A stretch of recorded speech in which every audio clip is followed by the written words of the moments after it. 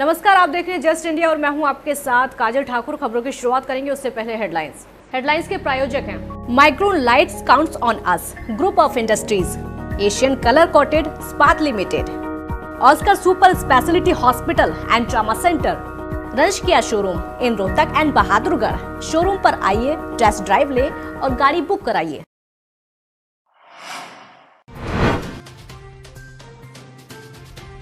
देश भर में 82,000 के करीब पहुंचा कोरोना संक्रमितों का आंकड़ा। हरियाणा में 800 से ज्यादा केस। सोनीपत में कोरोना से बुजुर्ग महिला की गई जान। रोहतक की नई सब्जी मंडी में कोरोना पॉजिटिव मिलने के बाद कई क्षेत्र कंटेनमेंट जोन घोषित। डीसी बोले स्वास्थ्य विभाग की टीमें कर रही जांच।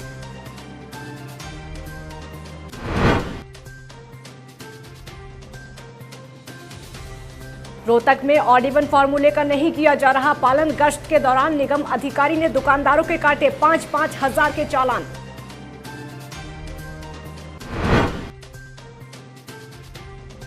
और रोहतक से प्रवासियों को गृह राज्य पहुंचाने के लिए की गई 2 बसें रवाना। प्रशासन पर भड़के प्रवासी, लगाया परेशान करने का आरोप। भारत में कोरोना वायरस का संक्रमण काफी तेज गति से चल रहा है और ये चीन के कुल मामलों के बराबर होने वाला है। और आपको ये बता दें कि लॉकडाउन का तीसरा चरण खत्म होने को है, बावजूद इसके काबू अभी तक नहीं पाया जा रहा है।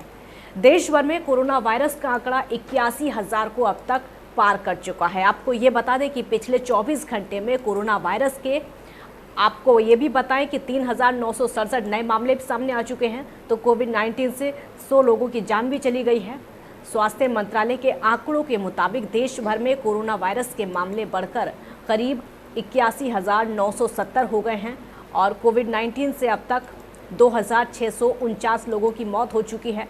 कोरोना के कुल मामले जो हैं 81,970 केसों में 51,401 एक्टिव केस हैं। तो आपको ये भी बता दें कि जिस गति से लगातार कोरोना वायरस बढ़ता चला जा रहा है, हरियाणा में ठीक वैसी गति देखने को मिल रही है। हरियाणा में कोरोना पॉजिटिव मरीजों का जो आंकड़ा है 800 पार करते हुए 824 पहुंच गया है।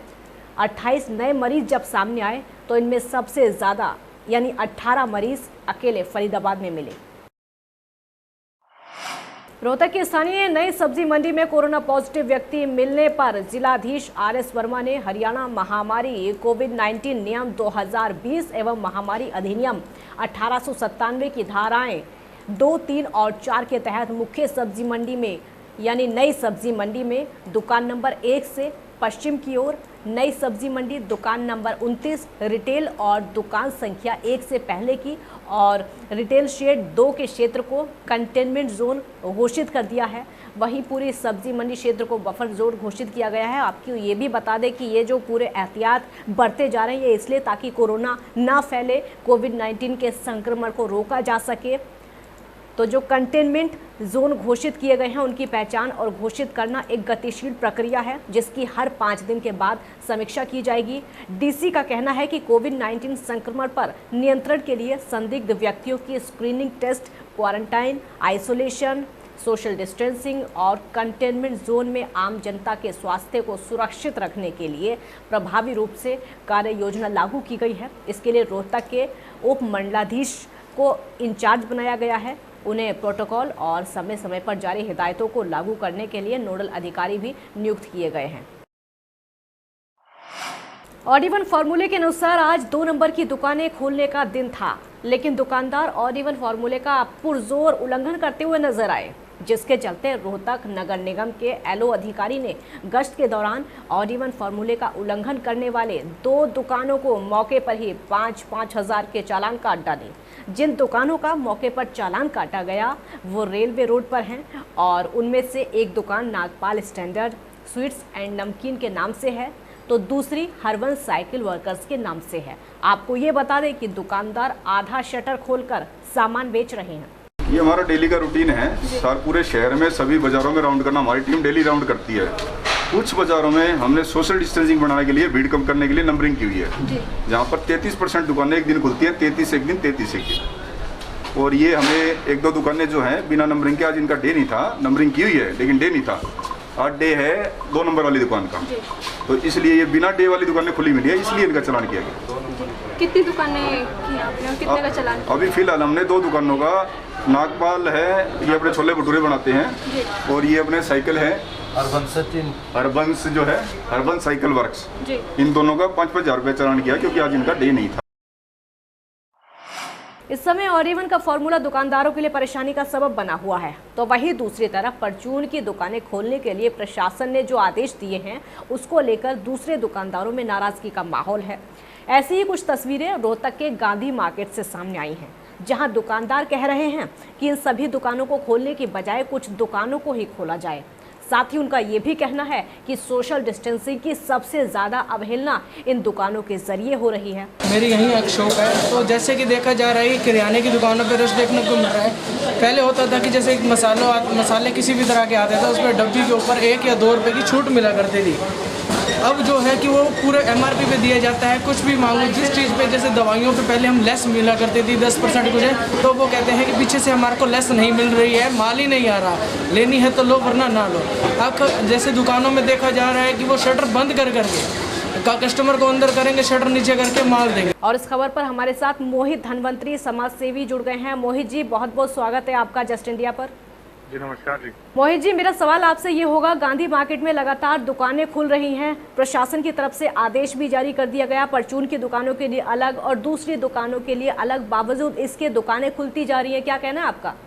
जी बिल्कुल, मैं खुद ये सवाल उठाता हूँ और जानना चाहता हूँ यहाँ शासन से कि वो कहाँ पे है, क्योंकि यहाँ के जो पार्षद हैं राधेश्याम ढल, आप वो अपने राजनीतिक पावर का जो है गलत दुरुपयोग कर रहे हैं। मैं समझता हूँ कि भाई वो अपनी दुकान चला रहे हैं, उसके साथ साथ उनको देखा देखी और जो है राशन की जो दुकानें हैं उन्होंने भी खोलना शुरू कर दिया है, और जिससे मैं समझता हूँ कि भाई ये कानून का जो है उल्लंघन कर रहे हैं कि भाई जब प्रशासन ने उनको ये मार्गदर्शन दे रखा है कि ये दुकान नंबर वाइज ऑन होंगी, लेकिन वो हर रोज ऑन किए जा रही है, खुल रही है, तो इसका क्या मतलब हो सकता है? मतलब क्या वो प्रशासन से ऊपर है?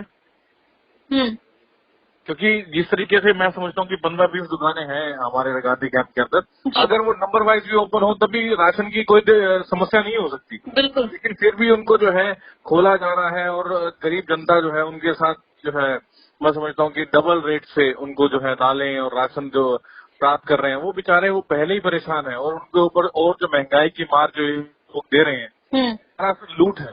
और इसके खिलाफ जो है प्रशासन को जल्द से जल्द कार्रवाई करनी चाहिए, उसके ऊपर जो है इन लोगों के ऊपर लगाम लगानी चाहिए कि किस तरह अपने राजनीतिक प्रयोग का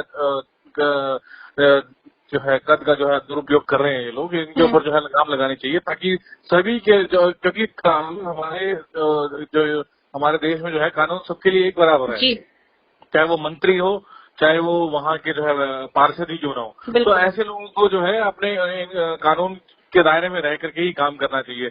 कहीं ऐसा ना हो, क्योंकि आपने जो देखा होगा कि वहाँ की दुकानों के ऊपर भी ना तो वो सैनिटाइजर्स रख रहे हैं ना मास्क रख रहे हैं, ताकि लोगों को जो है इन चीजों से अवेयर करने के बजाय वहाँ के पार्षद बल्कि और उनको जो है इस बीमारी के अंदर डालने का काम कर रहे हैं। ठीक है धनवंतरी जी, बहुत बहुत शुक्रिया आपका।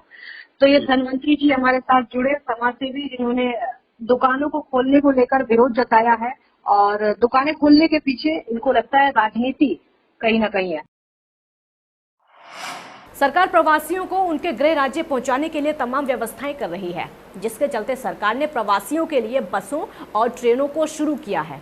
इन बसों और ट्रेनों में सुरक्षा के लिहाज से सोशल डिस्टेंसिंग पहली प्राथमिकता है, तो वहीं प्रवासियों की संख्या भी ज्यादा है, तो ऐसे में इन्हें अपने घर जाने के लिए काफी इंतजार करना पड़ रहा है, जिसको लेकर इनका गुस्सा प्रशासन पर फूट रहा है।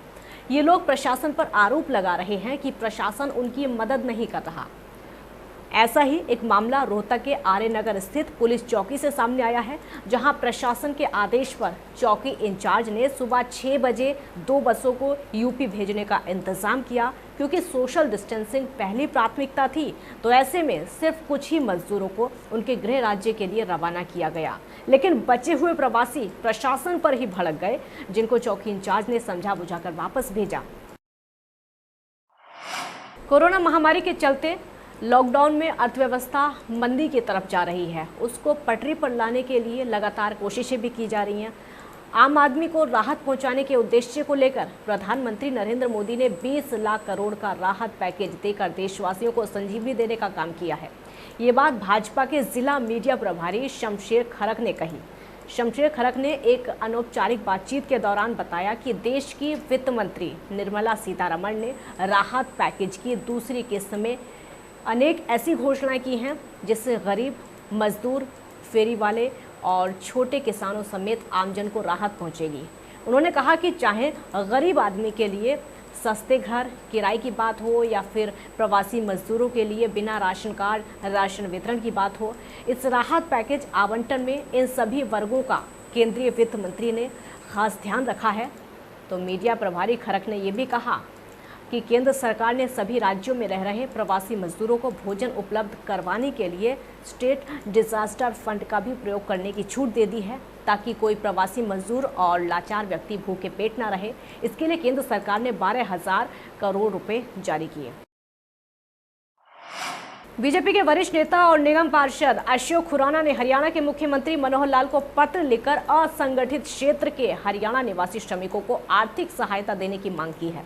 अशोक खुराना ने पत्र में आग्रह किया है कि कोरोना वायरस संकट से निपटने के लिए केंद्र और प्रदेश सरकार द्वारा जारी सभी तरह की औद्योगिक और व्यापारिक गतिविधियां पूरी तरह बंद कर दी गई हैं और अभी भी आंशिक रूप से शुरू हो पाई हैं, थोड़ी बहुत चल रही हैं। सबका साथ, सबका विश्वास मंत्र को चरितार्थ करते हुए मोदी सरकार द्वारा देश के किसानों, मजदूरों और मध्यम वर्ग के जीवन को सुगम बनाने के लिए राशन और आर्थिक सहायता देने की सराहनीय पहल लगातार की जा रही है। लेकिन असंगठित क्षेत्र के स्थानीय श्रमिकों जैसे रिक्शा चालक, ऑटो रिक्शा चालक, टैक्सी ड्राइवर, बढ़ई, नाई, धोबी, लोहार, दुकानों और शोरूमों में काम करने वाले सेल्समैन, छोटे दुकानदार समेत अन्य कर्मचारी की ओर केंद्र सरकार द्वारा कोई ध्यान नहीं दिया गया। मध्यम व्यापारी वर्ग अपने कर्मचारियों को वेतन देने में असमर्थ साबित हो रहा है, जिसके चलते श्रमिक परिवारों के लिए रोजी रोटी का संकट पैदा हो गया है। रोहतक में सती भाई साईदास सेवा दल द्वारा चल रहे 26वें रक्तदान शिविर के चौथे दिन 135 व्यक्तियों ने रक्तदान किया। इस रक्तदान शिविर में नगर निगम आयुक्त प्रदीप गोदारा, इम्प्रूवमेंट ट्रस्ट के पूर्व चेयरमैन सीताराम सचदेवा मुख्य अतिथि रहे। गुरुजी के आशीर्वाद से अतिथियों ने रक्तदाताओं को स्मृति चिन्ह भेंट किया। आपको ये बता दें कि महंत राम सुखदास महाराज के साथ महाराज रघुनाथ जी एवं शिवांश दास जी सेवादल आश्रम रक्तदान शिविर में पहुंचे और इस शिविर में आज ब्लड बैंक के मुखिया डॉक्टर गजेंद्र भी पहुंचे। रक्तदाताओं का हौसला उन्होंने बढ़ाया। वहीं सेवादल द्वारा प्रवासी गरीब और ज़रूरतमंदों के लिए भोजन सेवा भी लगातार जारी है। इसी सेवा में आज 4,820 पैकेट भोजन के बांटे गए।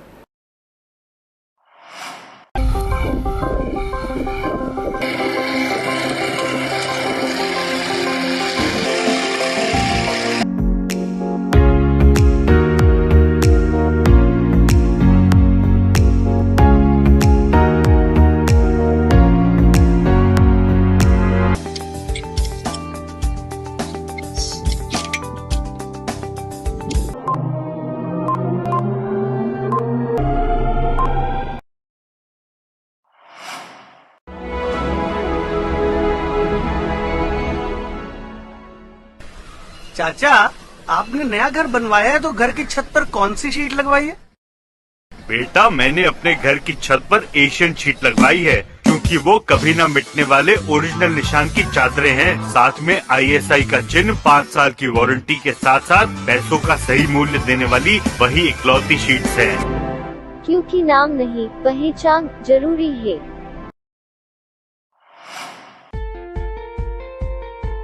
Be Fast Fit, India's fastest growing fitness chain, now at Rohtak D Park and biggest fitness club. Services like cardio, full strength and free weight stations, CrossFit, group classes, aerobics, yoga, Tabata training, high intensity training with professional trainers, steam bath and sauna bath. Be Fast Fit, be the best of yourself.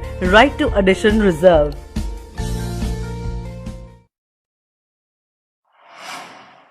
Welcome to John Wesley Convent, a prestigious, renowned and remarkable school of Rohtak. Excellent learning environment, standardized infrastructure and experienced faculty.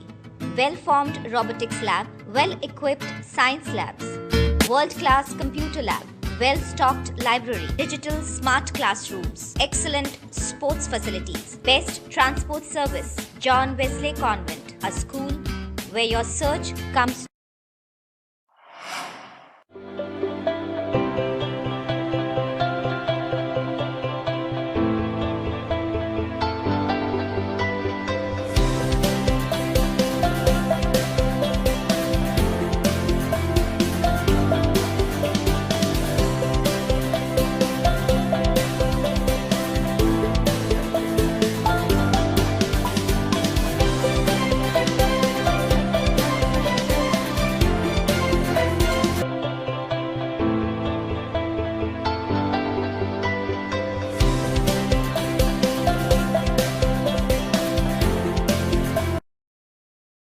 खबरों में फिलहाल इतना ही। देखते रहिए just India. नमस्कार।